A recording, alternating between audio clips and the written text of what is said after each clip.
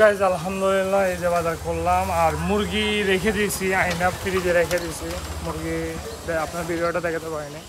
আর এখানে আদা পেঁয়াজ টু জেড মশলা সব কিছু কিনে নিয়েছি, কারণ হচ্ছে গরু মাংস রান্না করবে তো এই জন্য কিনে নিয়েছি।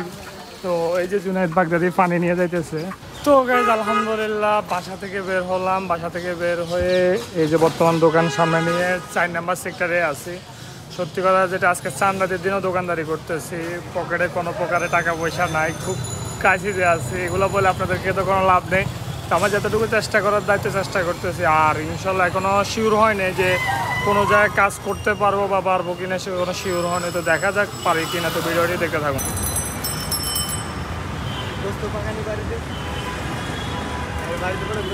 ভাই এর কালারটা সেই কিন্তু। তো গাইজ আলহামদুলিল্লাহ দোকানদারি মোটামুটি ক্লোজ করে বাসার দিকে যাইতেছি। তো আজকে একটু দ্রুত দোকানদারি ক্লোজ করছি, কারণ হচ্ছে আগামীকালকে ইনশাল্লাহ কোরবানির ঈদের সময় মানে আমি এখানে কাজ করব। একটা জায়গায় কাজ নিয়েছি, ওইখানে আমার কোনো কাজ নেই, কাটা ছিঁড়ে কোনো কাজ নেই। কাটা ছিঁড়ে কষাই করবো, গরুর ধোয়া টোয়ানো এগুলোর কাজ, এবং কি গরু মাংসগুলো বাসা নিয়ে দিয়ে আসা।